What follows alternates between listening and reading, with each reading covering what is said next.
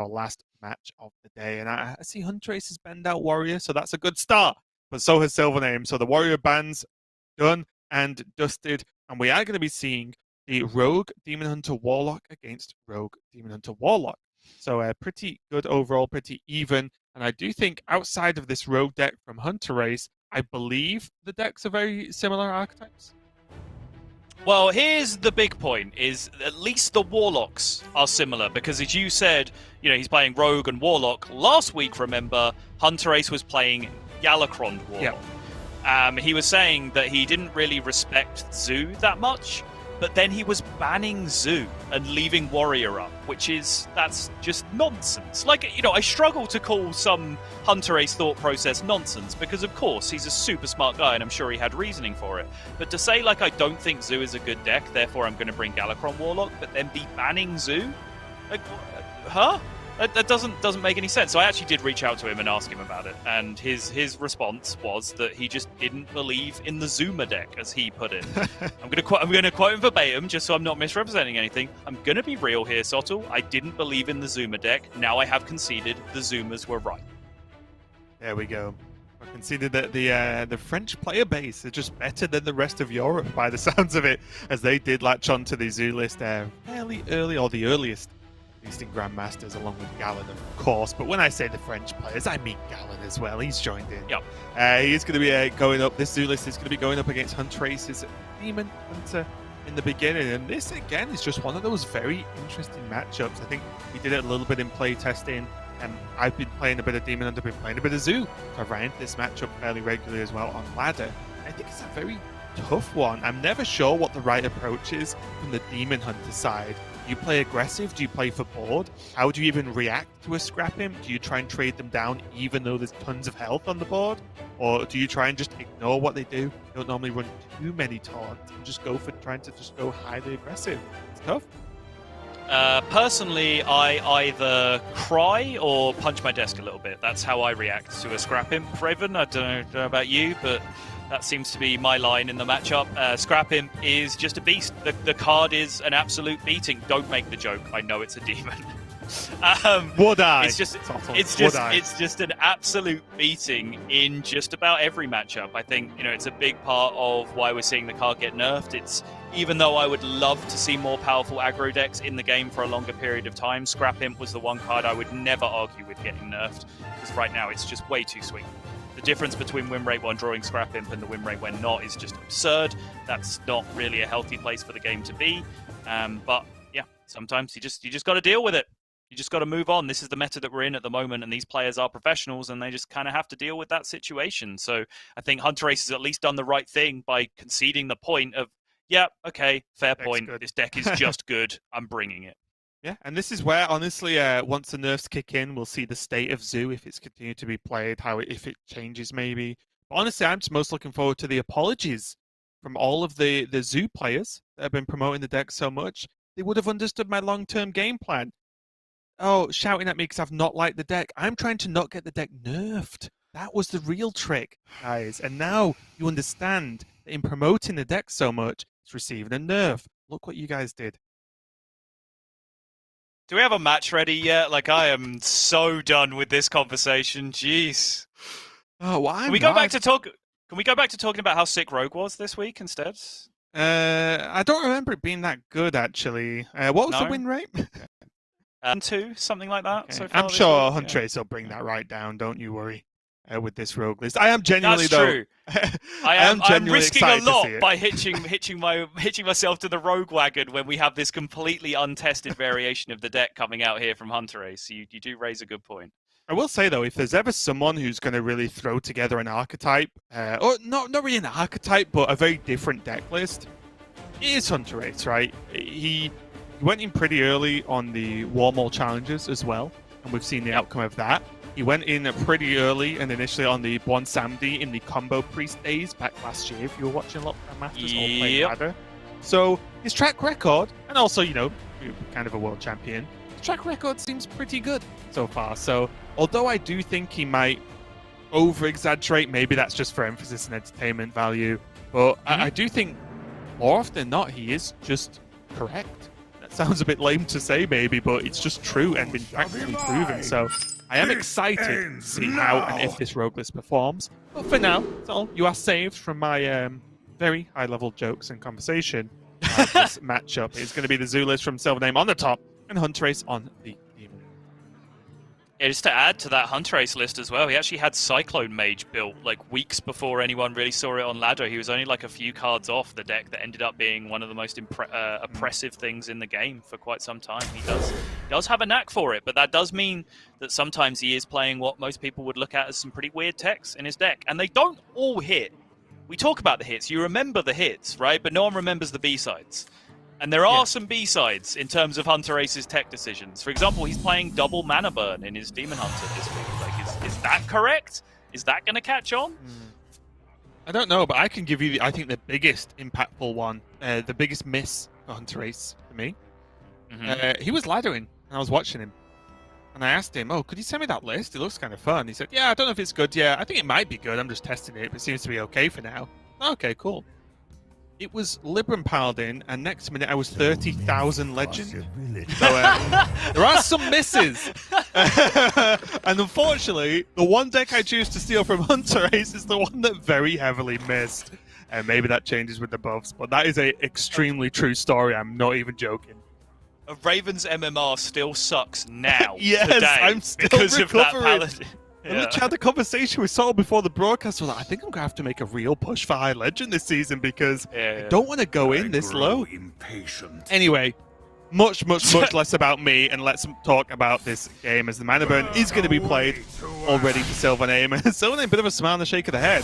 It does actually heavily lock out his turn next turn. Pretty crazy. It does, yeah. He had the dream curve, and I think it's smart from Hunterace to do so, because what does Coin Egg mean if not Evil Genius, right? Like, that's just about the only reason you'd ever go for that in this deck. So I think it's just a very smart mana burn. Just means that Hunterace gets to keep on pushing damage. Yeah, now even the Battle Fiend, even Hero Power, even though it's off curve, looks pretty strong. I wonder if ever Hunterace can feel he can get away with just Satyr Overseer. I grow impatient.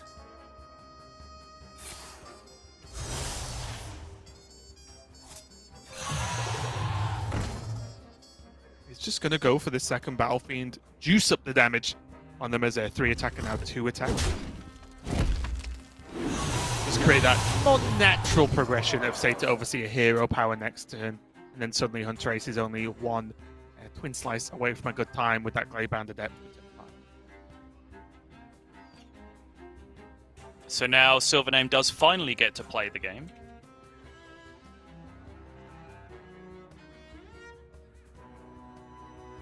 But what does he do with that luxury, Raven? I'm still waiting for this kind of thread to shine here. He can play it, and this Voidwalker becomes playable along with an additional 1-drop. Does he just have to go as wide as possible right now? I guess there are multiple lackeys that can actually get him and out here. If he goes for this Evil Genius on the egg anyway, does have the 1 mana spare. Right. Get in there and fight. And I do think this deck that SilverName is playing with the eggs, with the Evil Geniuses, with the Camera Thad, I think this is the best version of the deck when you don't hit Scrap him and, big discard, draw 3 and all that kind of business. I think it's the best version of the deck for just, playing regular old-school Zeus style. So SilverName shouldn't feel too bad about his position right now because he is still very effectively zooing his opponent at the moment. Yep. More minions on board, minions generally higher health than what Hunterace has, still has value in hand, and still has access to life tap as his health is a relatively healthy 22. And that might sound a bit silly, me only saying relatively healthy, but it adds up pretty quickly when you're against him. I grow impatient.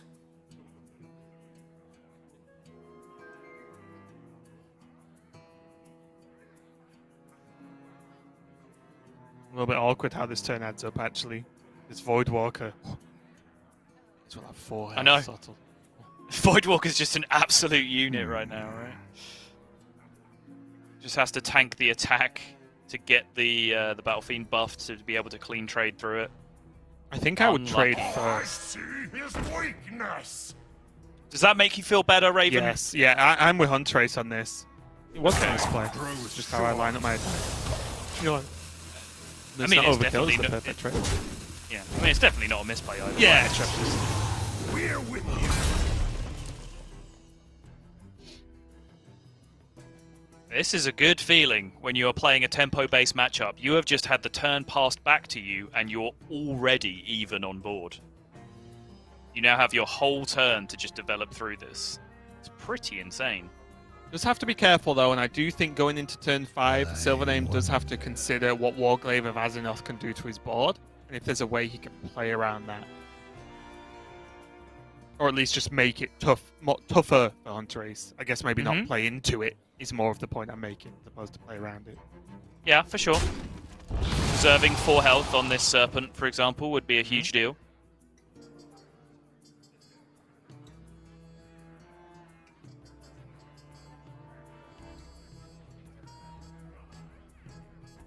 I think that's what leads to the Nightshade Matron coming down, because it does look weird discarding Evil Genius, which is such a high value card. Like, I'd almost argue that I'll take a 2/2 +2 lackeys for 4 mana over a 5/5 with Rush, as weird as that sounds for the same cost. Yeah. The problem is, though, with that, he doesn't have the kill target, does he? Like the sacrifice. Exactly. Yeah. He would have had to have done it on the Abusive Sergeant. And that means that he wouldn't have been able to take the trade into the 3/1 at that point, which he needed to do with the Abusive Sergeant for efficiency. He wants to play a big minion here. We were talking about it in terms of preserve health on the 3/4, but this is functionally the same thing, where he just puts a different big minion in play that takes multiple attacks. Make him swing twice into one thing. And you see the nod there as just instantly from SilverName. Not that I don't think anyone would not believe he did this on purpose, but Silver's just like, right, okay, yeah, Warglaives, no problem. This will deal 10 to him if he wants to actually kill it off. And I think very importantly, use up the Warglaives. There's no Warglaives next turn. Yep. Yeah. I think although it looks like SilverName was cleaned up that turn, I think that was fine. He's missing the power plays though. No Scrap Imp, no Hand of Gul'dan, no to a lesser extent as well, no Expired Merchant. Which even at its worst does kind of still get you value because it effectively like, generates an extra copy of a card. This is a really tough choice for SilverName, I think, this turn. Because you're super low on resources, so you want to start life tapping every turn, especially because, you know, some of the draws that you can get are such a blowout compared to everything else, as you were just talking about. But at the same time, like, you dealt so much damage to Hunterace last turn. You really want to keep the pressure up so that he can't just take this turn off, for example, play Skull of Gul'dan, which will actually be the result if SilverName doesn't pressure hard enough here. For the same reason, just Magic Carpet and then tap doesn't really do anything if Hunterace just plays a Skull of Gul'dan this turn, right? Yeah, kind of into this pressure. I think I would have Carpet tapped, and the reason being is you spend the most mana on the clunkiest minion to just get on board. Yeah. While still drawing. I do agree with all your points, though, that this does put the most pressure on and make the skull the least attractive. I grow impatient. I think I would have liked the tap there. And just say, well, there's a 1/6. You can't really kill it. And I've also committed to the 3 mana whilst drawing cards. And because the carpet is unlikely to die, then the Squire plus whatever is going to get probably good value the turn after. Right. I think that's the big kicker that it comes down to, though, is what happens in both worlds when your opponent plays Skull of Gul'dan, because that is going to be the world that we live in. And against just like raw carpet on board, I think Hunterace could have just played Skull of Gul'dan, and even if he drew cheap minions, just held on to them all until he could create a swing turn with the Gladebound Adept, for example. Our enemies will fall. Very interesting, honestly. I wouldn't have rated this enough of a threat to worry about. This does obviously contest the carpet. Whoa. Okay, now this is a horrible turn. Yes, it is. You just have to play it. He can't afford to tap, can he? He taps into just... I have the opposite question. Can he afford not to tap? I just don't know what he ever draws that actually does anything when it's just 1 by 1. I mean, he can draw Soulfire, he can draw Expired Merchant.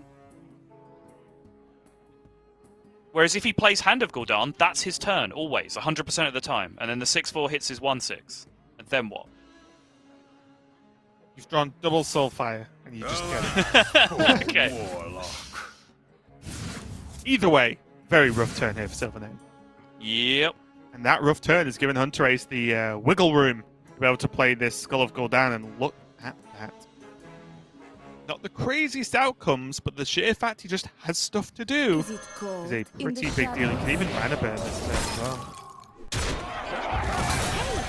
Yeah, and I would expect it to come down. I don't think there's any real upside in holding on to it. Well, Hunterace disagrees. Okay.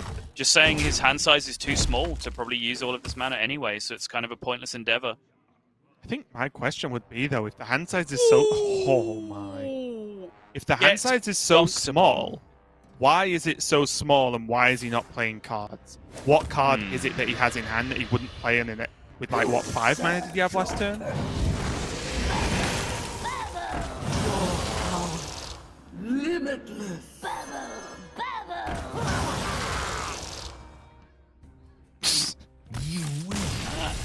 Did not Just go well. concede. Yeah. It all just happened at the wrong time, didn't it? It was a good start there from SilverName, but just having those couple of dead turns, the carpet turn was slow, and then the Hand of Gul'dan into the counter-thread prime was insanely bad. It was so bad that it's just unrecoverable. And then the fact that, as you mentioned, obviously like Hunterace could then play the Skull of Gul'dan, had the resources to play, puts the pressure on, the game ends from there. So very unfortunate ending there to game number 1 for SilverName, but off to a good start for Hunterace, who, well, I say both these players really need this win, but Hunterace really needs this win. Yeah, for sure. And we talked about this earlier, right? Just to me, my problem with that card is not the Bloodfen Raptor part. It's the 8-drop that it shuffles into your deck that just seems to be more of a problem than it is a benefit. And you see there, even though it was only one turn too early was the difference between life and death there for SilverName. Although he was so far behind at that point already after the Hand of Gul'dan top deck that it felt like he was going to be in trouble regardless. But just getting the unplayable off the top is just the final kick in the groin that he didn't want. Yep.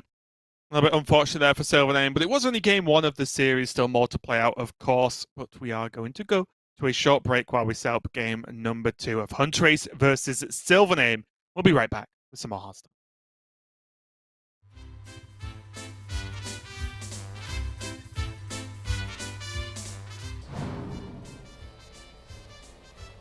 Handcuffed is like, Is it something like kidnapping? Kidnap you to another GM together. another GM. I'll probably choose Tyler because we have almost the same height. I feel like it's gonna be tough if you are handcuffed to someone taller. 1ヶ月間別のグラマスに手錠をかけるとしたらアルテムにします。まあ、彼ぐらいしかちょっと許してくれそうにないので。ポセシにかけます。1ヶ月間くらいかけててもまあ問題なさそうかなと思うので。因为我还是选一个比较熟一点嘛，就 Kim 吧。我们两个比较熟一点。 돈 선수가 시키면 잘하고 잘 챙겨줘서 같이 있고 싶네요. Florly, because we are friendly, I think. So. Oh. Yeah, that's very good.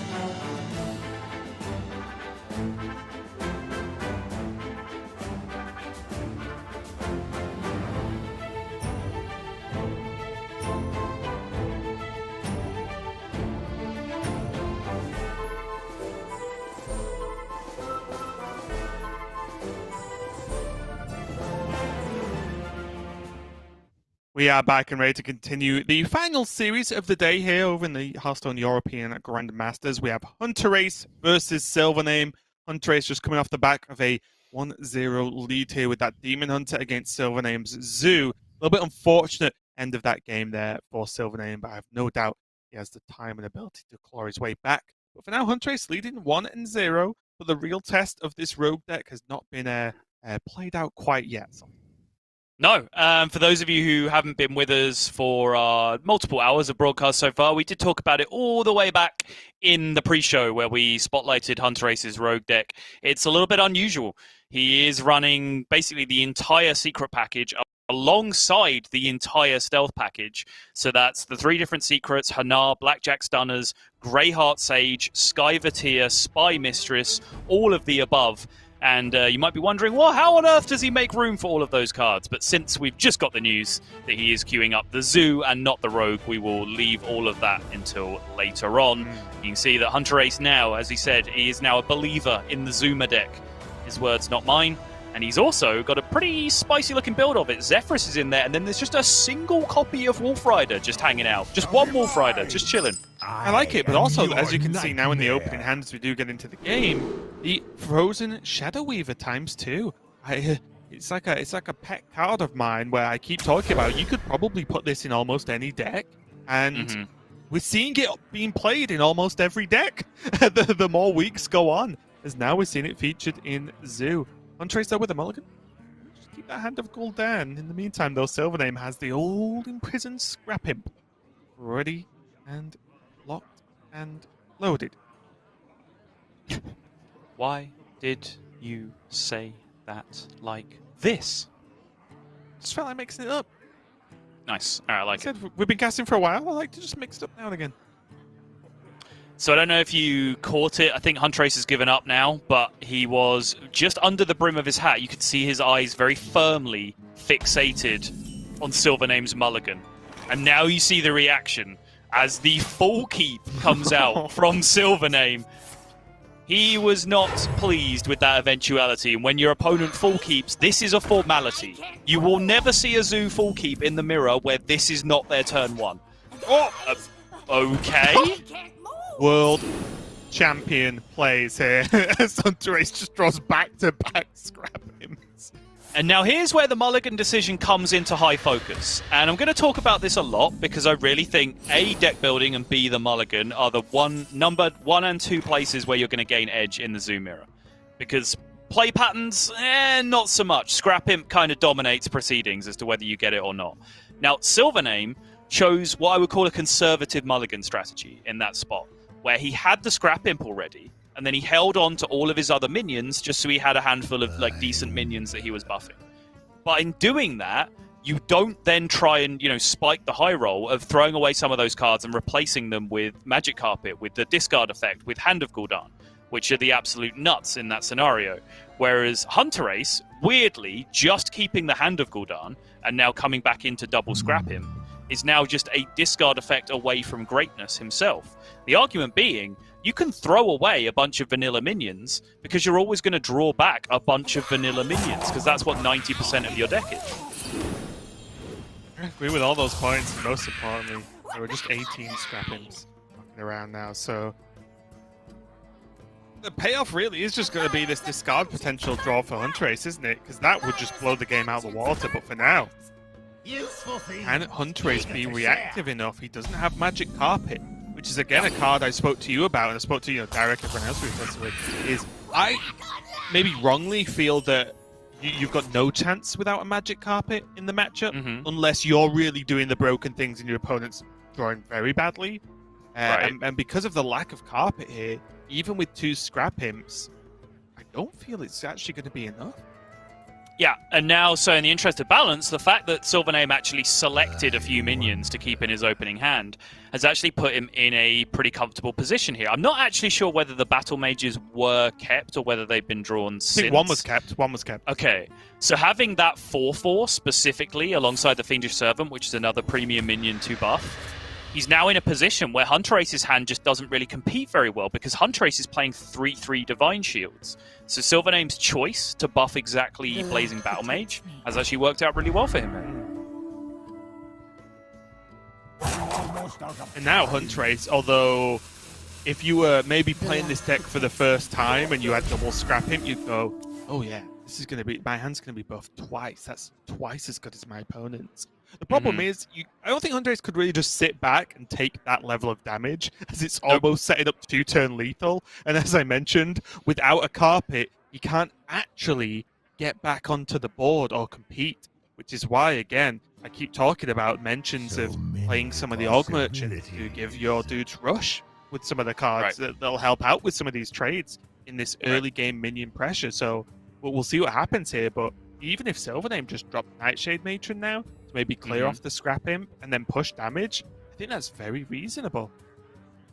And even just, you know, any old Org Merchant in this position, just to be able to do 1 damage to an opposing minion, you can see the value of that when there's, you know, these 3/3 Divine Shields going up against 4 health minions on the other side. Yeah, and then sometimes you can give your things Divine Shield, sometimes you can give them Rush. Like, the cards are so flexible. I think we are going to see the future of Zoo. That is Raven's hot take for the week for you, though. It's the reason he doesn't get invited on our show, and he's got his own. I've been right about all my hot takes this rotation, actually.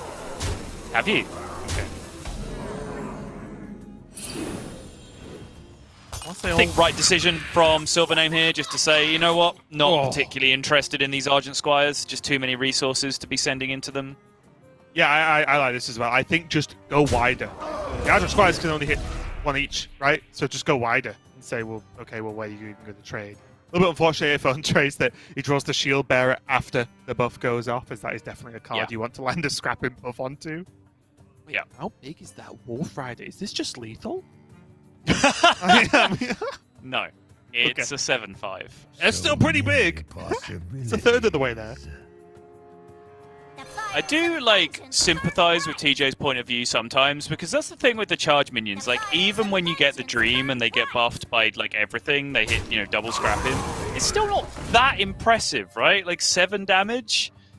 There was a cast, I think, last night, when TJ just went through, like, the Dream scenario where every single charger does get double scrapping. It's like, that's exactly your hand. And that, every single charger that you could play in the deck adds up to 30 damage if they all get double scrapping. I expected it to be like 29 or something. Yeah, It's just like, come on! It's just not that impressive, is it?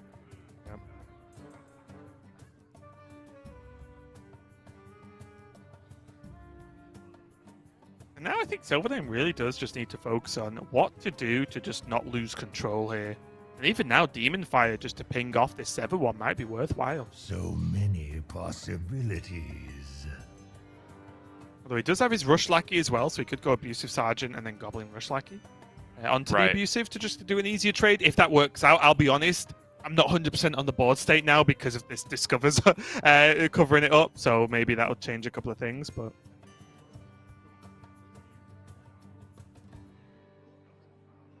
I mean, that trade's just too juicy, right?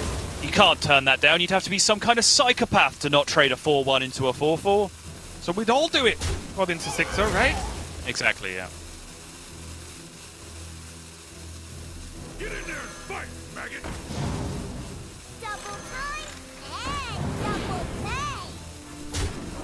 Just going to Demon Fire this. I think this adds up okay overall. On the surface level, he could have rushed the 1-1 Lackey to just trade in, but then he couldn't have got the bigger trade with the Abusive Sergeant. Hunterace suddenly thinking, hang on, do we win these? Not sure about we, but I think Hunterace might. What's I'm saying? Hunterace is referring to himself as we. I cannot tell you how much that theme of people doing that frustrates me. I struggle to watch streams for long hours when certain streamers are like, oh, do we play this? It's like, who's we? A little bit more reasonable because it is Twitch chat involved, of course. Or chat it's the royal we, Raven. Come on, you as a British person should be familiar with the usage of the royal we.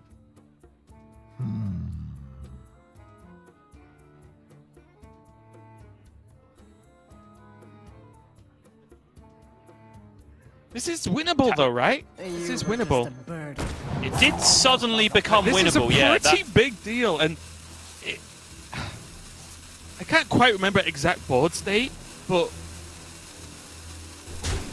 Was there an option for SilverName to go face? Do you think he had to trade or trade as heavily? Should he have been a bit more aggressive? Kind of tough with his hand not really saying aggression. It was, yeah. I definitely struggled with that turn because I've definitely had the experience in the Zoom era where I'm just like, oh my, I'm going to put my opponent down to 6 this turn. Like, how can I possibly lose? And then just, Magic Carpet happens, and I lose my board, and then, I need to somehow draw both Soulfires to be able to end the game because I didn't get them below 4. So I can definitely sympathize with it. And there's certainly like trades on the board, like I was saying, like 4-1 into a 4-4. Are you really going to turn that down in this matchup?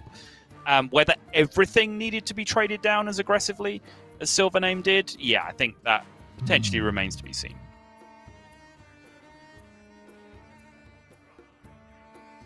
Now, does he just tap first? 'Cause I think he has to play Nightshade Matron this turn and just suck it up and just take it.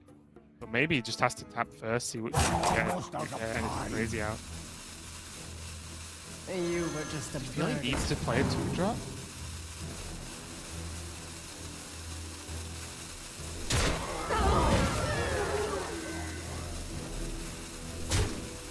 Does he want to get 2 copies of Zephyrus in hand?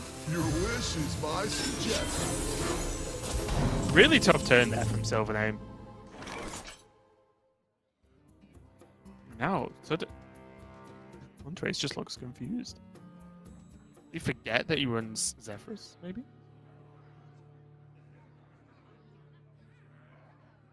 I think he's just confused that that's the play, right? Like 3-2 tempo Zephyrus. It's kind of a very specific hand that would dictate that is the play there.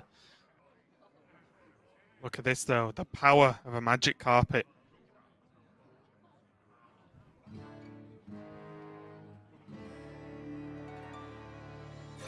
Yep, Fiendish Servant looking great here. Shield Bearer looking great here. Would you ever consider playing the Shield Bearer first? useful things. Eager to try and snipe the buff, you mean? Yeah, because he doesn't need the extra damage on the Squire, right? I think no. Hunterace is But very it's nice to focused have. on board control. I just want, just purely because the Shield Bearer is just a 1-4, maybe this just being a bit beefier would actually work out a lot better in the future. So else just uses it to farm the Lackey instead, and now this Carpet is not only a threat in its ability, but in its power too.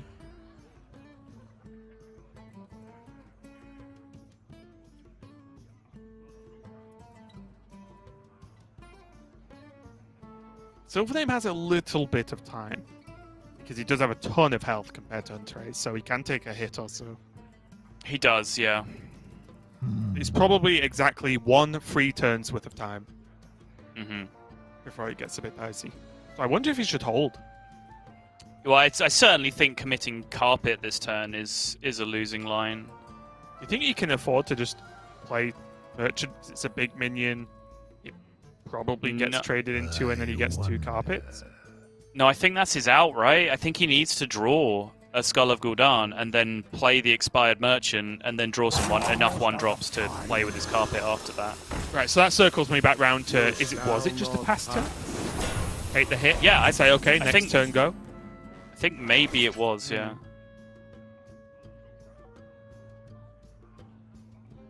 Hunterace is pretty free to life tap here as well.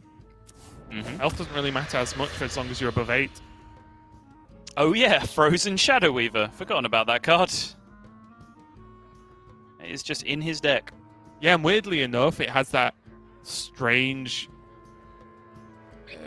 rarity in Zoo that it's a minion that doesn't require a scrapping buff to be a pretty reasonable size. It's a 4/3, and yes, it's 3 mana, but in the late game, when you're not playing as many cards, you often have that mana kind of flowing around. So it's still a pretty threatening minion here that can help Hunterace catch up on his health difference. Yeah, but the real story here is that Hunterace can just rush basically any minion in his deck, but in this case, Fiendish Servant into the Shield Bearer, and then he's able to trade through and take care of the Magic Carpet quite cleanly. And because of the way that buff worked out, he's now able to push a nice fat 4 damage to the face as well from the Magic Carpet. Is it cold in the shadows? So this actually sets up lethal as well. even if he stops now, he would set up lethal with Soulfire. Now he gets obviously access to 2 Soulfires if this merchant dies. If not, it's 2 extra damage. This merchant can die pretty much on demand here for Hunterace. Yeah, and that is just going to be 2-0. Wow. I honestly didn't see that coming. I thought SilverName grappling the board so early with those buff minions was going to be good enough. And honestly, I'm still kind of confused as to why it wasn't subtle. I do think the turn was the trade turn that really just suddenly left SilverName not ahead somehow. But I think that definitely is going to take some analysis after the fact to work out whether, 1, trading overall was a good idea, 2, the exact trades that happen was a good idea. I don't know, honestly, I can't remember the exact board state and the trades that happened, but I feel like that was the turn that just flipped the whole game around for me. Crazy. Yeah, you can reverse engineer it to an extent, right? Because SilverName didn't draw any damage that would have ended the game anyway. So you can look at it as simply as SilverName chose to trade on his terms as efficiently as possible, whereas if he'd have been more aggressive and gone face, Hunterace would have then got to trade more efficiently. Which, you know, in that case, potentially Hunterace actually gets in a better position because SilverName still didn't draw the Soulfires or whatever to end the game. That's not necessarily the case because maybe Hunterace wouldn't have been able to clear up enough to prevent lethal just immediately on the following turn. And of course, you have to live in the world where, you know, not just being results oriented, instead looking at the idea of, well, maybe he did draw his Soulfires in that case and was able to burst out of the game. Right. So, yeah, I will say, and I say this incredibly lightly, Raven, that might have been the best Zoo mirror I have ever seen. I could probably easily agree with you with that one, honestly, because we've seen some Zoo mirrors that were pretty unfun. If I'm being completely honest, it's, someone drew scrapping, let's go. That was pretty spicy overall, but if you've just not had enough spice for the day, we've got Hunterace's Rogue coming up for game number 3. The last deck he has to win with, and the deck I would say has the most risk factor to it this week for Hunterace, as yes, he brought Zoo with a slightly different build, but at its core, it's still just Zoo. Hunterace going for this different sort of all-in-one package for this Rogue, going up against, once again, SilverName on the Zoo. Yes. I should also clarify that when I say that, I mean this version of Zoo, because, you know, 2015 Zoo mirrors was sweet. Yes. Give me power overwhelming back.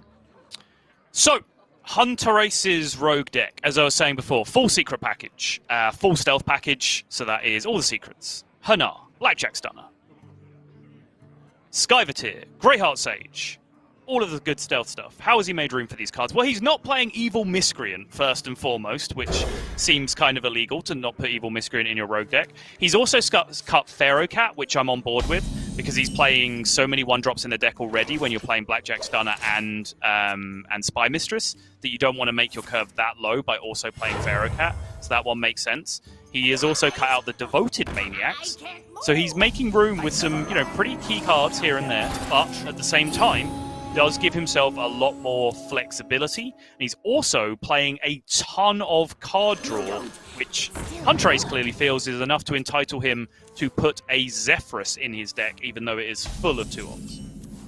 All fancy words, all fancy cards there, Sol, but all I see is a Scrap Imp, an Expired Merchant, discarding Hand of Gul'dan, and a Magic Carpet, which might end this game a little bit too quickly for Hunterace's liking. Yes. Literally the opening you want. You tick all of the boxes here for SilverName. And maybe this is deserved after the previous couple of games where we had the Hand of Gul'dan into Canrathed Prime drawn, and then last game where it felt like he was so far ahead and just lost track of what was going on. But now, SilverName has the nuts in terms of the opening hand, to be completely honest. So, definitely on the Hunterace to be able to fight this back. He does have his Hanar and Secret package, though, so he can actually form some kind of defense. Yeah.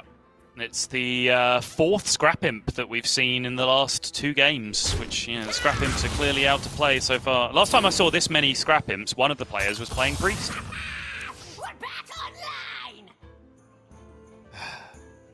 It was last... sorry, I'm aware you don't you generally aren't up late enough to watch America's broadcast. There was a game last night where I think it was PNC got tortured playing Zoo. He got to 6 cards left in his deck and played 0 Scrap Imp. And in the meantime, his Priest opponent had 3 of them. Oh my! I mean, yeah, I didn't see that game, but the fact it's just Priest stealing Scrap Imps, just that was enough for me anyway. Without the true or falseness of the story. Yep. No, yeah. true story. Why do you Sorry, friend. SilverName putting forward the threats, but there is Flame Ward, and Hunterace chose to trade in with the Hanar last turn to kill the expired merchant and not use the backstab, which I like, because one thing you can do here is try and get the awkward part of, well, half of SilverName's hand becomes Hand of Gul'dans, which does happen sometimes with this Zoo list, right? You can fill up a good chunk of your hand a little bit awkward. Yeah, no, that's very true. We actually see weird plays being made sometimes where like players will fill up their hand to like 9 or 10 first and then trade their expired merchant just to not fill up their hand with Hand of Gul'dans and then start playing cards again afterwards to make space for more draws on the following turns. And can we get There's such thing as too many? Can we get a secret check, Sol? Just to confirm? Currently, it's Dirty Tricks and Noble Sack. Okay. Not fantastic, the answer, I guess. The Flame Ward into Paladin Secret can still be used with a backstab. I don't think that's going to be good. Let's just go with the Seal Fate.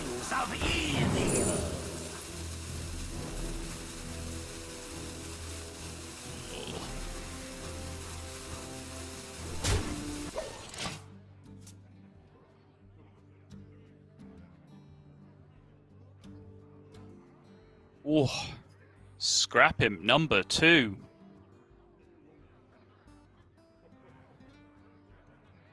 Also a pretty good target for the Evil Genius, with just the Shield Bearer still alive as a 0-3. Definitely not the worst minion I've seen to be able to use as a sacrifice. SilverName has to start breaking down some secrets. Because his play this turn is very much influenced by what's going on here with Bamboozle versus Dirty Tricks, with Noble Sack versus Never Surrender versus whatever else it could be. Not too bad, actually. He could aim face with a, say, his 4-4, if it's get down. You were just a bird. If it's not, great, there's information. Then this Nightshade Matron can probably just deal with a Bamboozle anyway, right? Yeah, it seems fine. Like, it's 7 attack, it's just gonna just kill whatever. Let's find out its Noble Sacrifice. And although this, you could argue, is bad because it's a high attack minion and eaten by a Noble Sacrifice, it doesn't mean this 4-4 can go face or just set up a cleaner trade on the 1-1.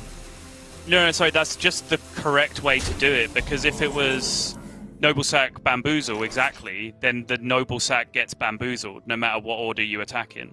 So attacking with the 4-4, you might just get a bad trade into a Noble Sack Bamboozle, whereas attacking first with the 7-7 means that you always clear that scenario. Oh, okay, so even if the Bamboozle's played first, it doesn't go off, right?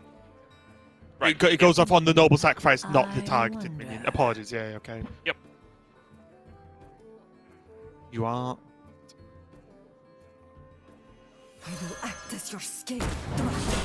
I think Hunterace just desperately scrambling here, trying to whittle these minions down to 3 health one by one, but it's very difficult to do when most of them are already damaged, so are resistant to backstab, seal fate, all that kind of stuff.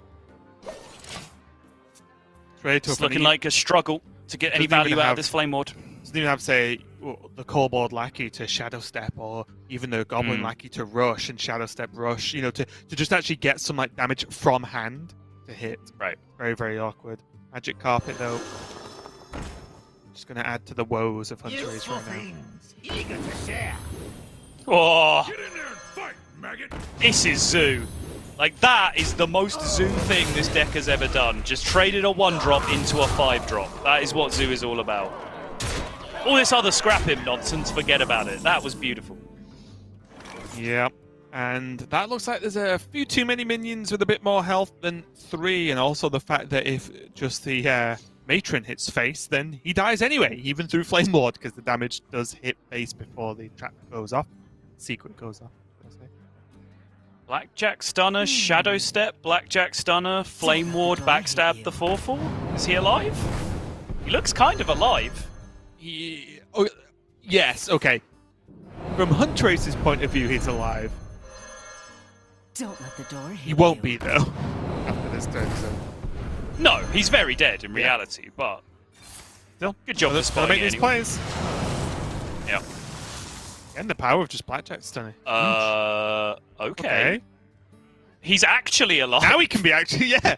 Now he Okay, can talk. alert! He's real life alive now. Look at a life check on Hunterace. Oh, maybe he's not. That's right. No, that's right. Wait, how is it right? Because then he backstabs the 4/4 and he plays Flame Ward, right? Right, but the 5/2 hits face and they just soul Oh, fires okay, it. okay, yeah, sure. Yeah, think he this is would have been definitely the not case anyway, alive. yeah. Yeah, That's I wasn't the accounting for concern. I wasn't accounting for the damage going through before Flame Ward went off in my alert he's alive calculations. Yeah, that alert was misleading. SilverName finally getting a win with that zoo list, which again, due to the previous 2 zoo games, I don't really like saying, oh, it deserved to take a win because he was unlucky in a previous game. But out of 3 games, having a solid, game 3, I think turns out fair in the end.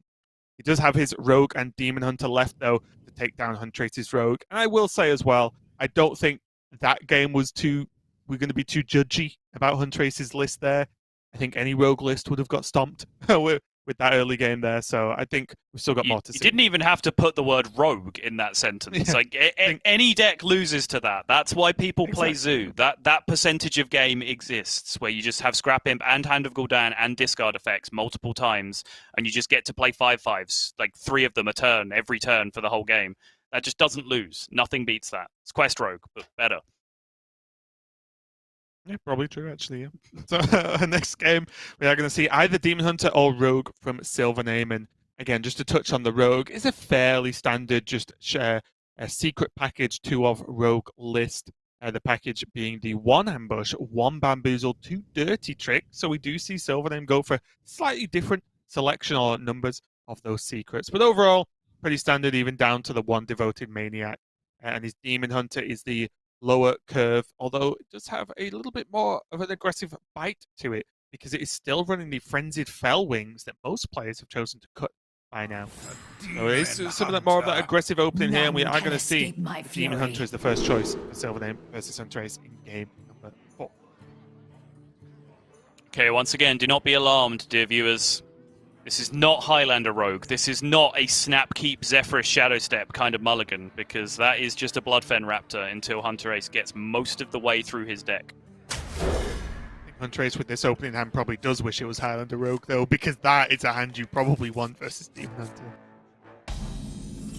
I mean, this one. Sign Sign me up. I'm not arguing with this one either. SilverName also has a fantastic opening, though. Look at that. Oh. 1 drops, anyone? 1 drops? SilverName, excuse me, 1 Scrap Imp, please, dealer. He's a demon. I'm a demon hunter. It kind of makes sense. I grow impatient. Time grows short.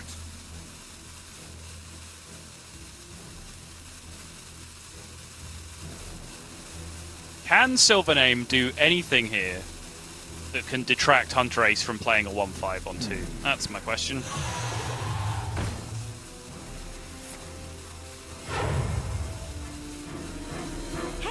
No. I got you, friend. I guess Okay. this is the most likely, right? Because Hunterace could go for just dagger trade, just saying no to this Battle Fiend. But is dagger trade actually in a roundabout way much better than just playing Hanar and say, okay, make this Battle Fiend a 2/4. I'm going to play a ton of secrets next turn, and then, well, not a ton, but you know what I mean. You're going to be able to start stacking these secrets next turn, and then you're going to be sorry. There's only 4 damage showing from a hero power attack or an Umberwing, which would be the on-curve play, of course, on 2. 2 from the Battle Fiend being buffed, 1 and then 1 from the attack going in. I wonder how far any players have experimented with this kind of opening. Because playing with specific hand openings is tough, and we do see the dagger come out of Hunterace. He did blink first. But I wondered, honestly, and I'll hear you out on this one, Sol. Let's live in a world where Hunterace plays Hanar, and it lives. and he does a secret and maybe another secret, you know, say Paladin. Would he ever, if his hand is literally secret Shadow Step Hanar, Shadow Step the Hanar, and then replay it with more secrets to turn after? No, I know you won't like it, but I'm saying as an actual play, I just wonder how many players have considered it in this kind of spot where your hand is just Hanar, Shadow Step secrets. Yeah, one of those secrets is Dirty Tricks, though, so that should, in general, draw you stuff to do that, you know, doesn't require you to step your Hanar. Okay. Like, I'm sure there's a situation where it's fine, and I'm sure it does involve that kind of scenario where you just have no gas going on, so you just need to keep cycling secrets for more turns so that you can draw other things to do. I wonder. But yeah, I don't think it's this hand.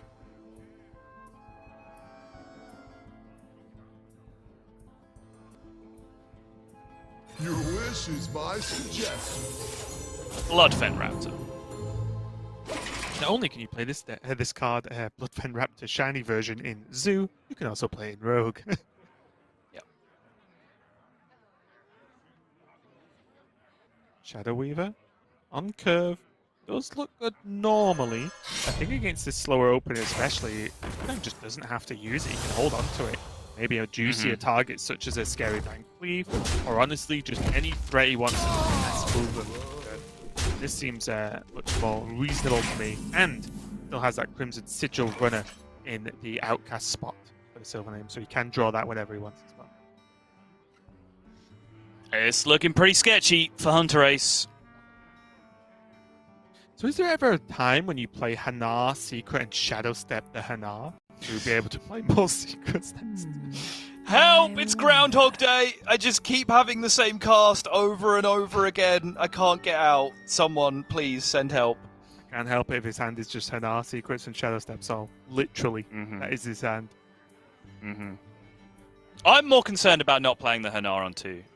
I thought it was good. Me too. I wonder. With the Shadow Step afterwards.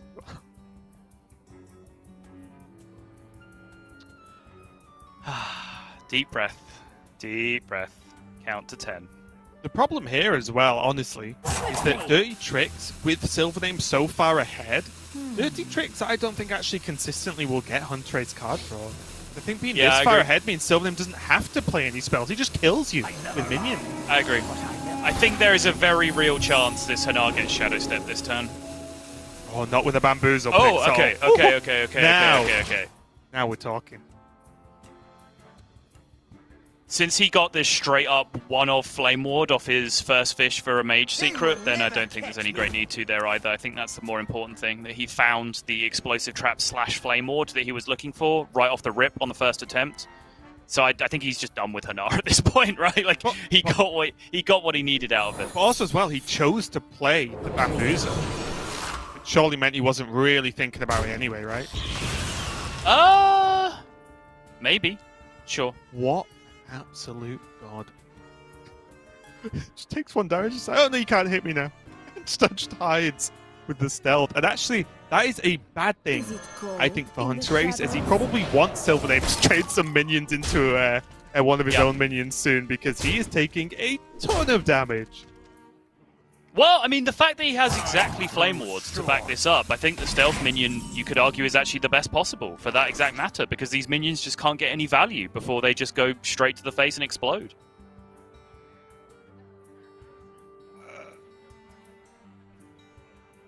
I don't know. I think just taking any damage this last turn is a problem, because Hunterace just needs the game to continue a lot longer, and the more damage he takes, then the shorter the game's going to go. But I mean, he's already buying back that damage right now by being able to kill the 4/3 with a minion that's just already alive and in play. And then after he does that, his minion is stealthed again, so it still can't be traded into by any of these minions that are in play. That's true. The Rapon effect, I'm pretty sure he's just saving damage. He's already seen 1 sidekick as well, right? Which is pretty nice in terms of just dealing with this Flame Ward. Quickly. Is it ambush? Why is it ambush and not dirty trick? And yeah, not dirty tricks in that situation. Does he just think it's Whoa! Does he just think it's way more likely that SilverName plays a minion than plays a spell? I think that's fair. Right, but if he plays a minion, SilverName can just trade his stuff off before he attacks face to play around Flame Ward. Because he knows Flame Ward is like the go-to secret. It's the first one you'd pick from Mage, like 100% of the time. But what? You can check Ice Plays Barrier around first. Gravebound. To hide. Plays around Gladebound. How?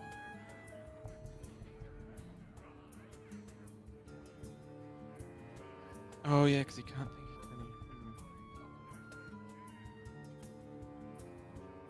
think. So, problem is if he wants to play Gladebound this turn, right, which is the most threatening minion he could play, he's not going to play that before he procs a secret that could be a Flame Ward, right?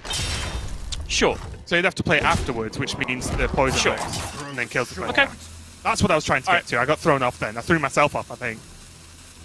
Because I am happy with that explanation. mainly because the weapon was loaded, ready to go. Yeah. This is SilverName not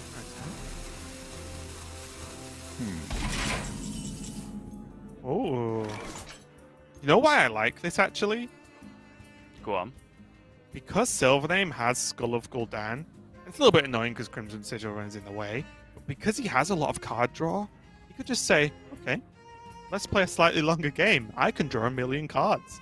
What are you going to draw? If you play any minions, I'll use these minions to farm them. If you don't play minions, I'll sit and draw cards till I get Metamorphosis and bigger minions that don't die to Flame Ward and then kill you. So I actually think this not attack is really good right now. Yeah, I completely agree, actually. I think, it's not necessarily like huge minions, but just any minions, right? Like SilverName doesn't want to attack until he can refill the board afterwards. Exactly. It doesn't necessarily have to be with big things, but he wants to have those minions in hand already so that he can attack and then refill. It's like, what's Hunterace going to do to answer this? Play minions? It's like, okay. Yeah, because they all have stealth. Home in the shadows. What a weird game of Hearthstone. Hunterace has a habit of sort of making series like this very strange. And, SilverName here is playing his part as well with his decision not to attack. But, Hunterace will think outside of the box. And that creates these scenarios where, his opponents kind of have to respond in kind, and the games just play out in a slightly unusual fashion. Oh, SilverName even gets to play the secret. This can just trade into it now. Nice. Zell's Beaming Sidekick to push one of these minions out of range. If he wants to use one of these and have it survive, it would cost him a Sidekick to save a 2-2. Yes. So probably not worth it overall. Yeah. But still. I think the only real reason Sigil Runner got played that turn is, okay, sure, like killing the ambush is great, but he just needs to unlock this skull on the left-hand side of his hand, right? So the Sigil Runner was just getting played that turn regardless. He doesn't have to pay a lot to do so, does he? It's not like he had to re-equip a Warglaives this turn or something crazy like that, right? Time grows short. Well, Hunterace gets to have cards this turn. Got you, friend. Is he going to go? He's going to go. And this opens up actually 2 extra damage, right?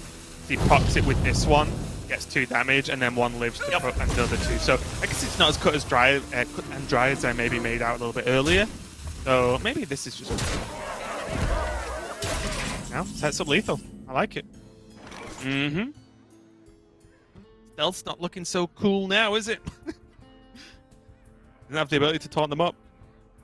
Would have allowed more. Yeah, the beaming psychic was a huge deal though, just because it allowed that extra 2 damage to go through, as you were saying, which changes the equation. No reason to wait if you can just set up lethal for the following turn anyway. Even as so now Hunterace has to go fishing.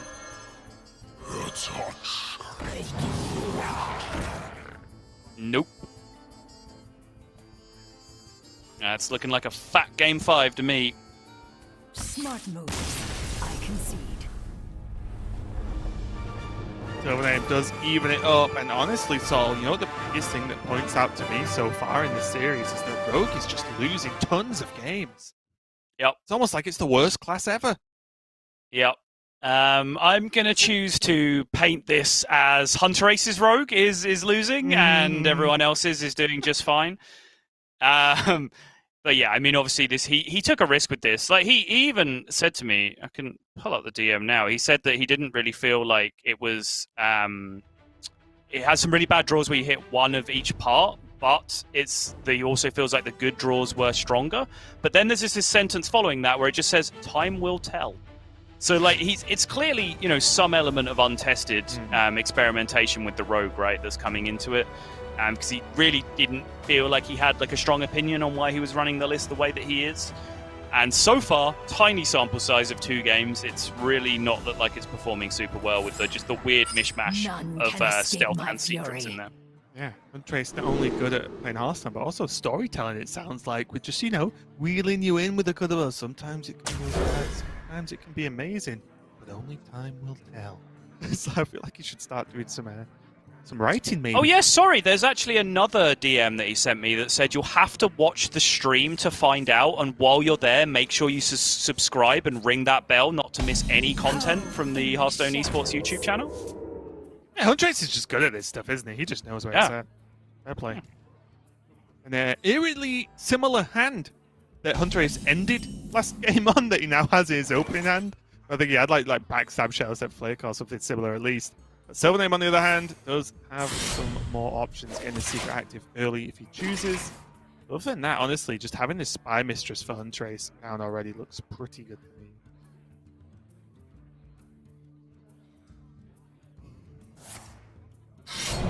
Now with the draw of that, it's gonna hold on to it. No reason to preemptively play a secret if it's actually a activator for another card again, of course. Yeah, for sure. He could have still decided to go a bit tempo-y because the Bamboozle isn't going to get procced until he plays a minion. So he could just decide to make, the first minion he plays Blackjack Stunner at some point and just create a tempo swing if he was to draw something else off the top to go with it. But he just doesn't really have that something else to go with it. So yeah, I agree with just the dagger up. This is a series of turns I can get behind. Spy Mistress, dagger, freeze face, we can't kill the Spy Mistress, deal 3. That's just a curve. I know, that's just great. I love it. This is like Hunter. SilverName does have backstab, secret, and then stunner on the 4-3. Which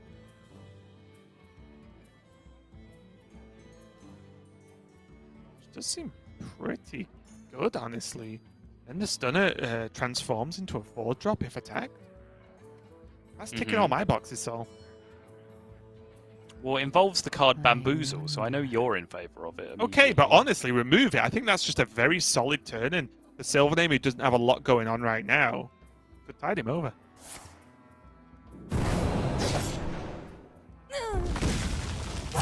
Choose soon.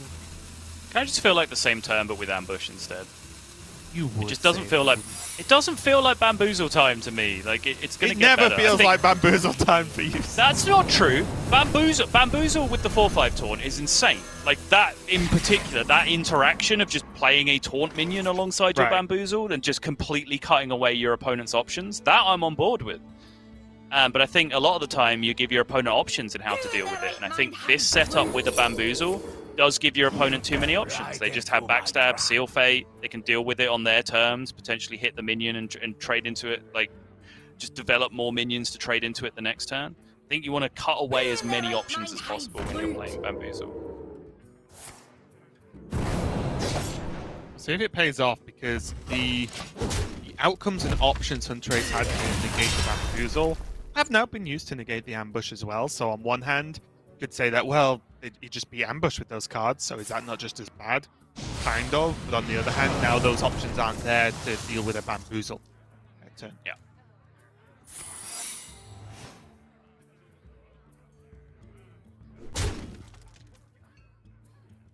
Name's hand very slow though. Flick, Tog, Galakrond, and Lackey, who really wants to just get played, but really knows he's going to have to wait for his mate, Togbaggle, to be able to combo down. You describe this as really slow. I describe this as the good stuff. Like he just has SilverName has the cards that you want. Like you struggle to get anything done with this rogue deck if you're not going to draw Togwaggle Galakrond at some point. So the fact that he already has Togwaggle Lackey lined up, just needs to find one thing to do next turn, and then he's in business. Oh, don't get me wrong. Slow isn't necessarily bad. It's just slow.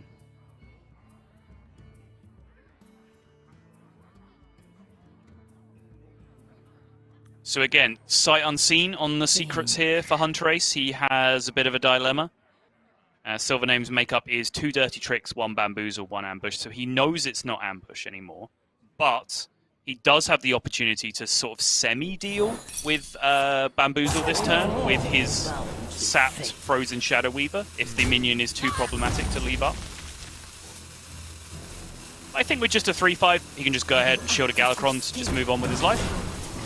Yeah, but on the flip side as well of that, even though that's manageable for Hunterace, it's a pretty good outcome for SilverName. Just a big, sturdy minion from a 1-drop. It's actually pretty crazy. I think there are a good chunk of 4-drops that are hard whiffs, I would describe them as. So I think just getting a 3-6.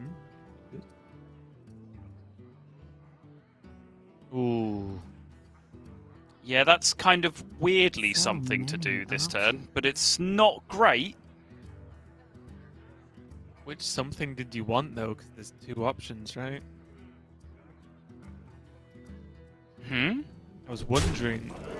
I was wondering whether he was actually going to utilize the... For me, he either could have done... Well, there's a few options. This, use the coin Spit it out, Raven! With the Lackey, and just submit the fact that he just won't have Lackey on curve for Targ, which I agree is definitely rough. Or he could have just flicked it and said, well, I don't have shield of Sure, okay. I also hate that, but let's... My usual outcome suggestions. Of all the available options, Raven, I hate you the least. This looks like a really good turn, though. Coin there for the Targ. Bear in mind, look at those scores next to these players' names. SilverName, 0-1. Only played 1 match last week. The players do dip in and out of either 2-match weekend or a 1-match weekend. Hunterace, though, 0-2. And he was winning this series quite handily, but SilverName now looks like he's putting himself in a position to steal it with a 3-2 victory. And that would put Hunterace, yes, that Hunterace, at 0-3 in his division. Not expected at all. Yep. That Hunterace indeed. The former world champion. Our Caspi, the ice cream lover. I just realised that should just totally be his nickname and not in the other context. He should just walk around calling himself the ice cream lover. That just sounds amazing. It also sounds like a nickname the papers would give a murderer or something. Yeah, no. Doesn't it? Yeah, no, we're on the same wavelength. Okay. Don't worry about it. Yeah. Quickly. But yeah, who would have thought he would kick this series off, kick this season off at the round robin stage with a 0-3 start, but it's starting to increasingly look more and more like that. But if there's anyone that can turn this pile of lemons into lemonade, it's Hunterace, because he is once again just scrapping with a hand of so little value. And SilverName, as I mentioned, he just has the goods. He just has all the cards you want in this matchup. Yeah, most importantly, there was just that turn, what was it, turn 5, that SilverName just had to just get there on and not fall too far behind. And the combination of the Faceless Corruptor drawn and then also Hunterace just not having a ton of stuff himself just really propelled SilverName in this game. Huge. Okay, it was a bad wand, but it's a good kitty. That Winged Guardian is enormous. Is that Galakron 2? That is Galakron 2, yes. He has 3 in hand with the shield. Which honestly, again, maybe I'll do it too much, but Galakron 2, very playable. Also very playable, Greyheart Sage. In Shadow Step, he can just draw his deck. Yep. It's go time. It's got to be go time, doesn't it? Well, I'll tell you something. If I'm playing Rogue and I lose a game and Shadow Step is in my hand, I'm annoyed with myself. Because that card wins games, and if you hold and hold and hold, then lose, you have done something wrong. So I'm glad to see at least one get played now. I think that was more than worth it. I'm glad Hunterace went for it. If he didn't praise Galakron there and instead he stepped the Greyheart again, he'd have 2 more draws for Edwin Van Cleef to come down as a massive minion. That is true, actually. I mean, obviously, we see there's a flick on the other side, but again, blind, that feels like a win condition in a game where you're scrambling right now. I will say 2 Frozen Shadow Weavers can extend this game for quite a while. As Rogue doesn't consistently make wide boards of threatening minions, right? It's normally a wide board of bits and bobs, and then maybe 1 or 2 mid-size minions, still not even large, just mid-size, outside of the unique factor of rank. By the way, Raven, it's happening again, because I know he doesn't have Zephyrus in his hand, but Zephyrus is currently only 1 Blackjack Stunner away from being active, with 14 cards remaining. This kept happening to us during practice. Wait, why are you saying he should bounce his Zephyrus with a Blackjack Stunner? That's amazing. You mean the card draws 2 of? So, it's like, the only 2 of remaining in his deck is Blackjack Stunner, correct. Wow, 14 cards left. Yeah. And the when we were practicing with this deck, it kept happening to us, right? It's just like 17 cards left, 1 card away from being active. It's really weird. Oh! That card draws cards. Yep. Yeah, Shadow Step on Zephyrus as well is just a huge play that could turn the game around. Yes, it is. Also, is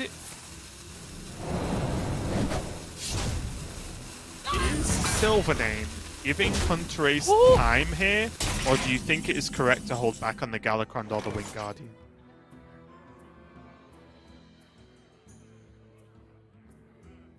I'll be honest.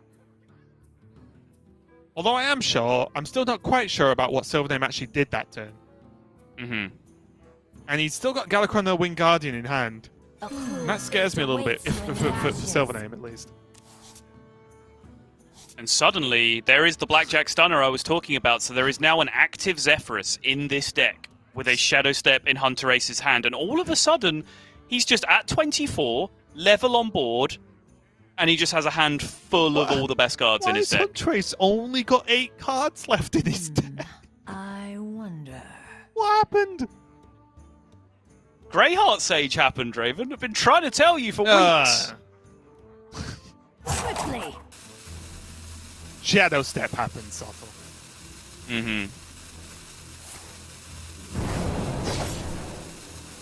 Yeah, I don't know. Like, what You've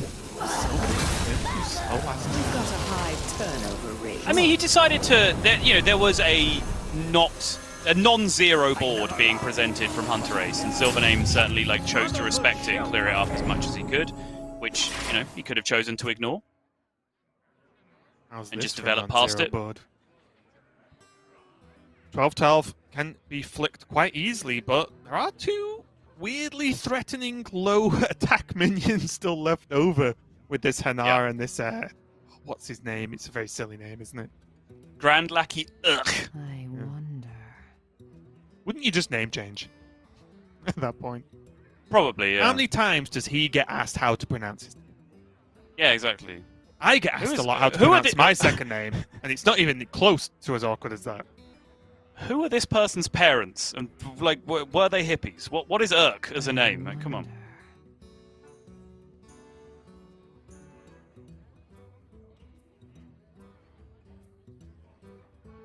You go fishing with Spell Lackey first, so you don't have to flick your own Edwin theoretically.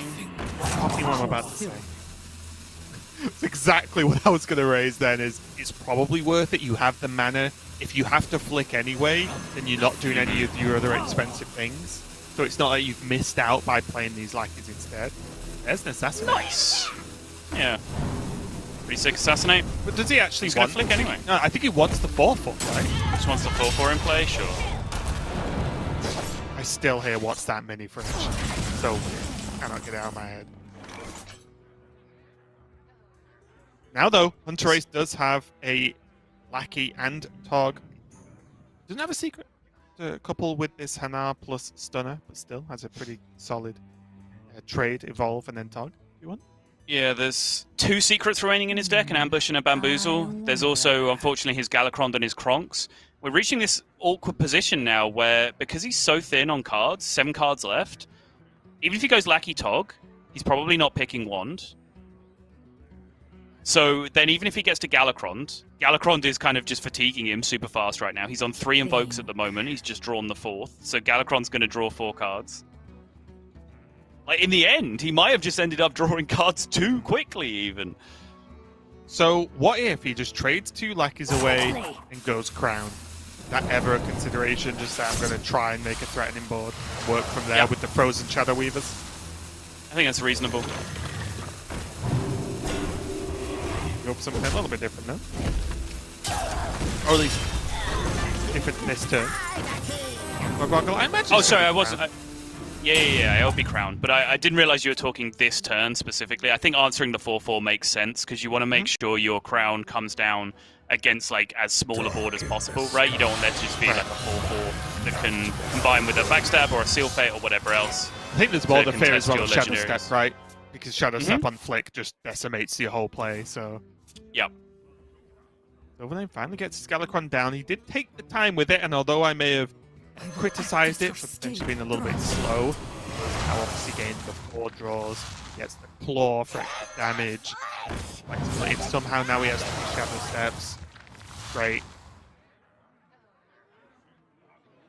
Even with 3 Shadow Steps, not really anything great to Shadow Step as of yet. Maybe, does he ever just use one on an Ethereal Lackey and just hold it?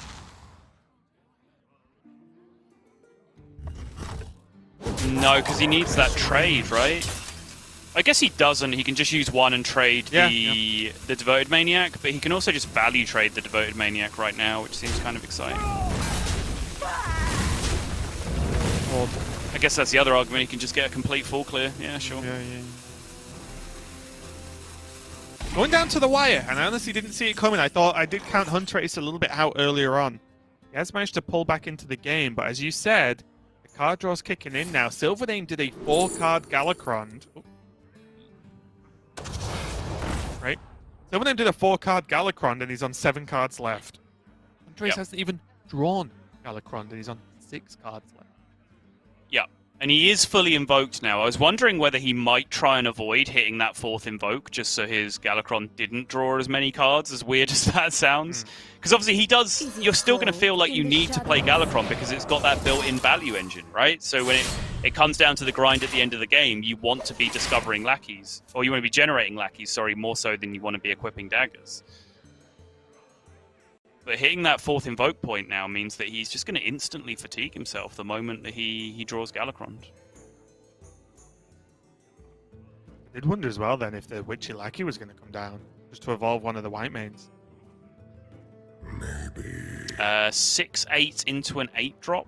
I think you're rolling the dice pretty hard if you do that. I was thinking more of an 8-drop with an effect, as opposed to a blank 6/8. Yeah, of course. Which, yeah, I'm not saying, oh, he should have done it. It's just interesting because he could have, that's all. Wax the Dread, though.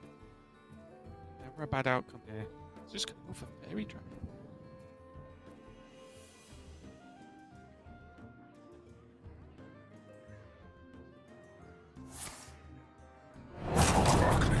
It does seem slightly odd to have done it this way around, where he's blown up his own Edwin with his flick, but then had to assassinate a single copy of a crown from the treasure. Like, I get why he did it. It was a 4/4 in play. He had Shadow Step available, etc. I'm not calling it wrong. It's just sort of unfortunate that that's the way it's worked out. Yeah, I'm actually just sat staring at these Shadow Steps in SilverName's hand right now, wondering again if Shadow Stepping a Draconic Lackey just to replay the value is ever worthwhile. It's tough because it all depends on where SilverName's mind is in terms of how to finish this game. Does he think this is going to be an outvalue? Does he want to set up lethal somehow? Is he going to play aggressive, defensive? I don't know. But Zephyrus can mix this up just a little bit. What if he boops the 4/5, Frozen Shadow Weaves base, and then he can Zephyrus Shadowflame? Push the 6 to the face. Is that too crazy? Yeah, I think it is. I don't think he can use his Zephyrus like that, if I'm perfectly honest. It's kind of his last big resource left, so he needs to get a big resource type card out of it. And Trace. That's not going to cut it, though. Saying oh, no, boy. no. Probably. Worst outcome there? Yes. Yep. I really wish that was another Witchy Lackey there to re-roll.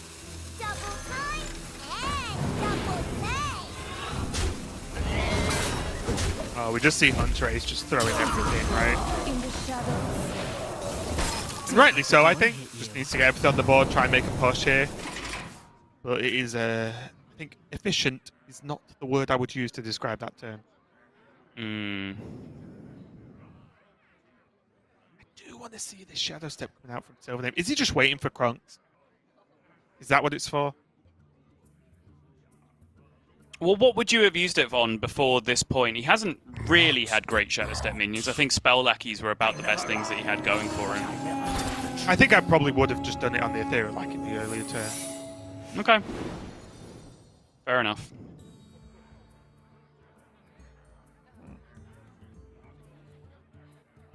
A noble sacrifice. If SilverName just fully dunks secrets here, Hunterace just has a Bloodlust setup if there's no disruption for it. But there is the explosive trap. Smartly chosen from SilverName. Yeah, Hunterace shaking his head, especially. Started shaking his head as soon as he saw the Hanar combo, and now shaking his head as soon as he saw a Hunter secret get picked. Because I will tell you something, that ain't going to be Freezing Trap from Hunterace's point of view, right? Mm-hmm. It's almost certainly Explosive Trap, or the biggest bait in history, I don't know. There are no other Hunter secrets you would pick.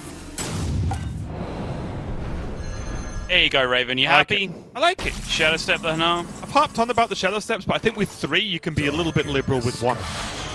Yeah, for sure. Oh, so there. So Hunterace, wait. Hunterace gets the deck. Kronks is live for free, which pulls everything out of range of this explosive trap. Is 9. +2/+2? Wait. Didn't he need something to die first? Can he make something die? For what? To play For what? Zephyrus. His board's full, isn't it? Sure, but he's only going to be like Zephyrusing a Soulfire. It's only 4 extra damage anyway. But He can't get Savage Roar or Bloodlust or anything at this point. can't play Zephyrus. The board's full. Now his Yeah, board... no, that's what I'm saying. But if he trades off a minion, he's only getting 4 damage back from Zephyrus. Darkness reigns.